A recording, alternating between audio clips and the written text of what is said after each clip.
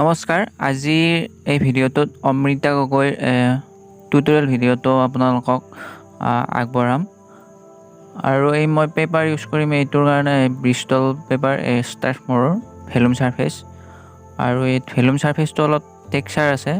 সেইকাৰণে কালাৰটো মিক্সিং কৰিব বেছি ভাল হয় সেইকাৰণে মই এইটো পেপাৰ ইউজ কৰিম আৰু মই পেন্সিল ইউজ কৰিম আপোনাৰ ফাber castell polychromos পেন্সিল এটো লেফট সাইডৰ পৰা আছে এইগিটা কালাৰ ইউজ কৰিম আৰু আপোনালোকৰ সুবিধাৰ্থে মই কালাৰৰ নামকিটা মই তলত লিখি দিছো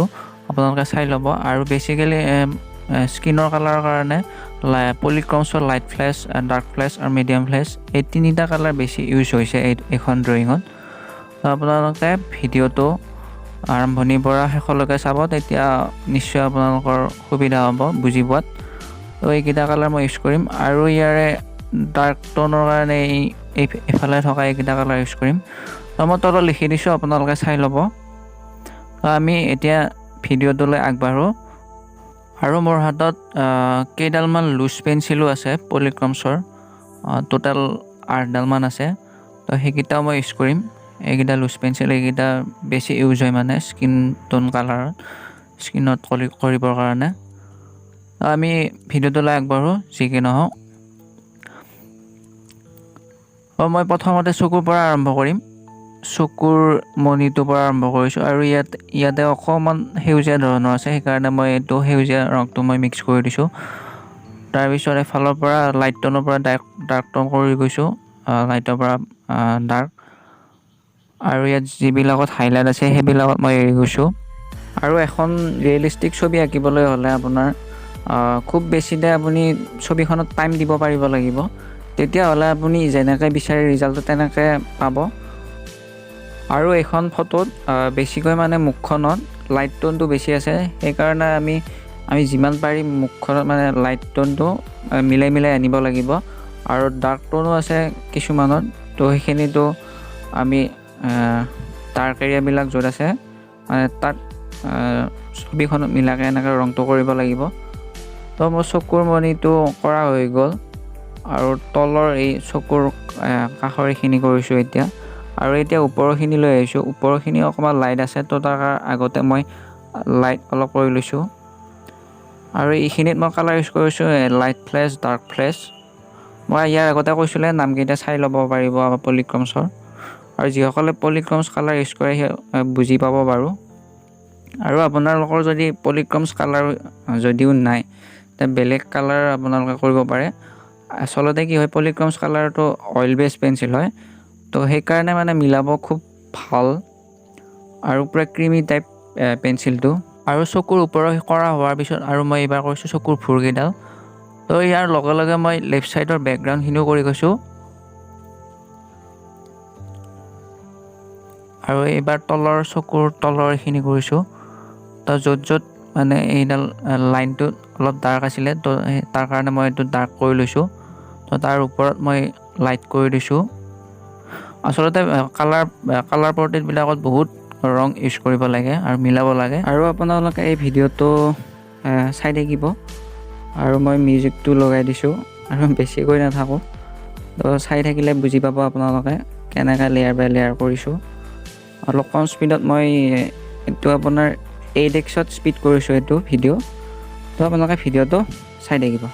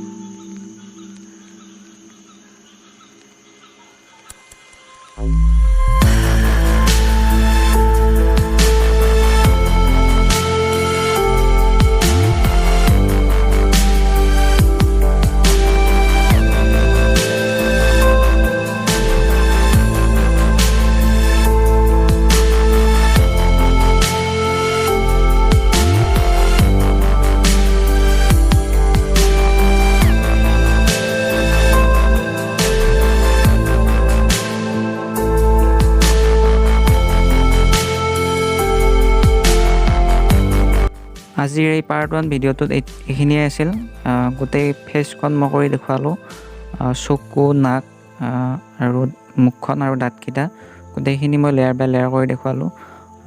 মই ভাবোঁ আপোনালোকে অকণমান হ'লেও বুজি পাইছে কেনেকৈ কৰিছোঁ। তো ইয়াৰ পিছত নেক্সট পাৰ্ট মই লৈ আহিম, আপোনালোকে ভিডিঅ'বিলাক চাই থাকিব। আৰু এই ভিডিঅ'টো যদি চাই ভাল পাইছে তেন্তে লাইক এটা কৰিব, কমেণ্ট কৰি জনাব কেনেকুৱা পাইছে আপোনালোকে। তো আজিলৈ আহিছোঁ, টাটা।